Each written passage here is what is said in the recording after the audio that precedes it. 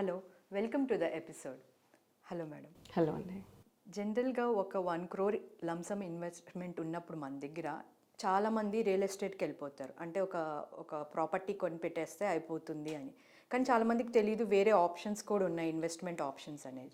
అసలు 1 crore కానీ మన దగ్గర ఒక లంసమ్ అమౌంట్ కాదు ఉన్నప్పుడు దేంట్లో ఇన్వెస్ట్మెంట్ చేస్తే మంచిది అంటారు అండ్ ఎలా చేయాలి అసలు?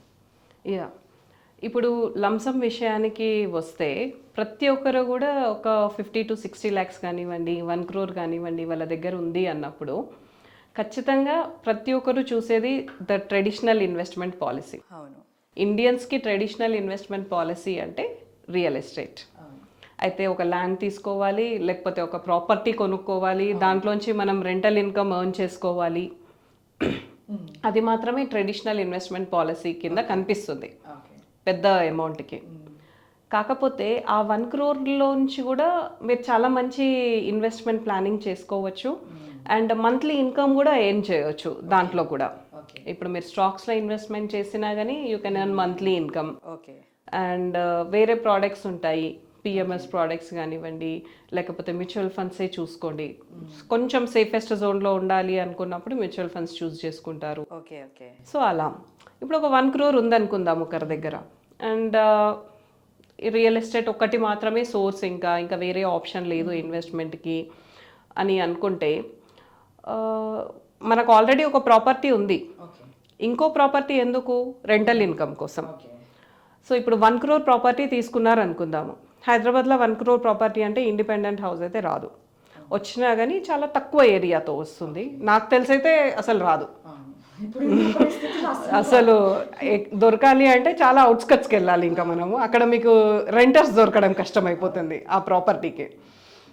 సో 1 crore పెట్టినా కానీ మీరు వెళ్ళాల్సింది ఫ్లాట్స్కి మాత్రమే, అపార్ట్మెంట్స్కి మాత్రమే వెళ్ళాలి.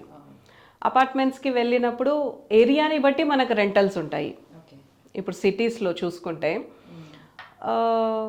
గచ్చిబౌలి సైడ్ కానివ్వండి, ఇప్పుడు జూబ్లీ హిల్స్ కానివ్వండి, ఇక్కడ ఒక 1 crore ఒక డబుల్ బెడ్రూమ్ ఫ్లాట్ వస్తుంది అనుకుందాము. నాకు తెలిసి రాదు, జూబ్లీ హిల్స్లో రాదు. సపోజ్ ఒక డబుల్ బెడ్రూమ్ ఫ్లాట్ ఒక 80-90 lakhsకి ఎక్కడో తీసుకున్నారు, ఫైనాన్షియల్ డిస్ట్రిక్ట్లో కానివ్వండి, అక్కడెక్కడైనా తీసుకున్నారు, ఐటీ సైడ్ తీసుకున్నారు అనుకుందాము. అనుకుంటే దానికి రెంట్ ఎంత వస్తుంది మీరు చెప్పండి? డబుల్ బెడ్రూమ్ ఫ్లాట్కి మీరైతే ఎంత పే చేస్తారు రెంట్? ఒక 20,000.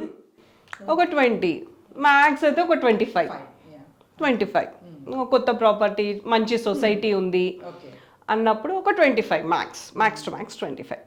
అదే ఒక ట్రిపుల్ బెడ్రూమ్ కానీ ఒక 4 BHK అనుకుందాము, వాటికి వీ కెన్ ఎక్స్పెక్ట్ 40-50 వరకు.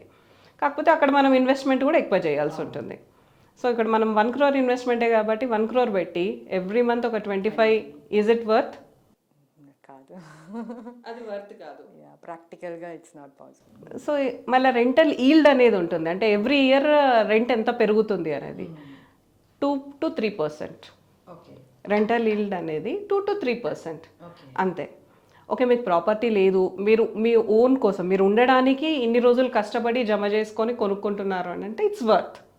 అది ఒక ఇమోషనల్ టచ్ కాబట్టి ప్రతి ఒక్కరికి ఒక లైఫ్లో ఇల్లు కొనుక్కోవాలన్న కోరిక ఉంటుంది కాబట్టి అది ఒక ఇమోషనల్ టచ్, దాన్ని మనం తప్పుపట్టలేము. కానీ ఇన్వెస్ట్మెంట్ పర్పస్గా మాట్లాడే వాళ్ళ గురించి, సో ఆ 1 crore ఎక్కడన్నా ప్రాజెక్ట్ స్టార్టింగ్ స్టేజ్లో ఉన్న దాంట్లో ఒక 50-60 lakhs ఇన్వెస్ట్ చేయండి.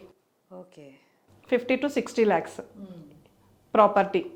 ఇప్పుడు స్టార్టింగ్ ఏజ్లో ఉన్నప్పుడు, అంటే స్టార్టింగ్లో గ్రౌండ్ లెవెల్లో ఉన్నప్పుడు మీరు ప్రాపర్టీ తీసుకున్నప్పుడు వాళ్ళు కొంచెం మంచి లీజర్ కూడా ఇస్తారు మీకు. Time to time they will ask you money. ఒక 5 lakhs ఒకసారి కట్టమంటారు, 10 lakhs ఒకసారి. వాళ్ళు స్లాబ్స్ వేసిన దాన్ని బట్టి, వాళ్ళ కన్స్ట్రక్షన్ని బట్టి వాళ్ళు మన దగ్గర అమౌంట్ కలెక్ట్ చేస్తారు. సో ఆ లీజర్ ఉంటుంది అక్కడ. ఆ 1 year టైంలో కూడా మీరు మీ అమౌంట్ని ఇన్వెస్ట్ చేసి మళ్ళీ దాంట్లోంచి కూడా అమౌంట్ని జనరేట్ చేసుకోగలుగుతారు. ఓకే. సో అంత ప్రాపర్ ప్లానింగ్ ఉండాలి. ప్రతి ఒక్క రూపాయిని మనం మార్కెట్లో పెడుతున్నాము అన్నప్పుడు మీరు 5 lakhs ఇచ్చేసేయండి 1 crore 60 lakhs ప్రాపర్టీ, 5 lakhs ఇచ్చేసేయండి. ఇంకో 6 months టైం ఉంది కదా, ఇంకో 10 lakhs ఇవ్వడానికి. ఆ 6 మంత్స్లో మంచి ప్రోడక్ట్స్లో ఇన్వెస్ట్ చేసి you can generate at least 2 to 3 lakhs. ఇంకో 5 lakhs ఇన్వెస్ట్ చేసి 2 to 3 lakhs జనరేట్ చేయండి దాంట్లోంచి. అట్లా మీరు ఒక 30 lakhs మార్కెట్లో పెట్టేసి మంచి స్టాక్స్ బైఅప్ చేసి దాన్ని ప్రాఫిట్ బుకింగ్ చేసుకుంటూ వెళ్తే మీరు ఏదైతే అమౌంట్ బిల్డర్కి కడతారో ఆ అమౌంట్లో half amount you can earn from investments. Okay okay. జనరల్గా చాలా మందికి అవేర్నెస్ అస్సలు ఉండదు. డబ్బులు ఉన్నాయి అంటే ఉన్నాయి కదా, మొత్తం లంసంగా పెట్టేద్దాము, ఒక పని అయిపోతుంది మనది అనుకుంటాము, అంతే తప్ప we can play with money. చాలా మంచిగా ఆడుకొని మనం మంచిగా దాన్ని ప్రాపర్ ప్లానింగ్. అవును. మన దగ్గర ఉన్న 1 crore మనం ఒక 1.5 చేసుకున్న తర్వాత మనము ఇల్లు కొనుక్కోవచ్చు అన్నది కూడా అంత ఆలోచించరు. అవును. సో అలా ఒక 60 lakhs ఇల్లుకి వెళ్ళిపోయింది అనుకోండి, ఇంకా 40 lakhs ఉంది. 40 lakhs డైరెక్ట్ ఇన్వెస్ట్మెంట్ చేసుకోండి, ఎస్టీపీ ప్లాన్స్లో పెట్టుకోండి. ఎస్టీపీ ప్లాన్స్లోంచి డైరెక్ట్ ఎస్డబ్ల్యూపీ ప్లాన్స్కి కన్వర్ట్ చేసుకోండి వాటిని. సో మంత్లీ ఇన్కమ్ కూడా వస్తుంది. రెంట్ లాగే every month you can take 10,000 15,000 దాంట్లోంచి మీ ఎక్స్పెన్సెస్ కోసం. ఓకే. సో ప్రాపర్ ప్లానింగ్ ఉంటే you can generate good wealth with good amount of money. ఇప్పుడు 1 crore మీరు అసలు లైఫ్ లాంగ్ కాలు మీద కాలేసుకొని కూర్చొని మీ ఎక్స్పెన్సెస్ అన్నీ తీసేయచ్చు దాంట్లోంచి ప్రాపర్గా ప్లాన్ చేసుకుంటే. So that important. ప్లానింగ్ అనేది అంత ఇంపార్టెంట్. మీరు రియల్ ఎస్టేట్లో పెట్టేటప్పుడు కూడా దాన్ని కూడా ప్రాపర్గా ప్లాన్ చేసుకొని పెట్టండి. పెట్టకండి అని చెప్పట్లేదు, పెట్టండి. ఇఫ్ యూఆర్ అంటే కంఫర్టబుల్గా మాకు రియల్ ఎస్టేట్ అయితేనే కంఫర్టబుల్, అదైతేనే మేము నమ్ముతాము మార్కెట్లో అని అనుకుంటే పెట్టండి. కానీ దానికోసం కూడా వీ హ్యావ్ గుడ్ ప్లానింగ్. ఇప్పుడు ఇలా మా దగ్గరికి ప్లానర్స్ దగ్గరికి కానీ అడ్వైజర్స్ దగ్గరికి కానీ వెళ్తే మేము మంచి ప్లానింగ్ ఇస్తాం మీకు. సో మీకు మనీ జనరేట్ చేసుకుంటూనే మీరు ఇన్వెస్ట్మెంట్ చేయొచ్చు.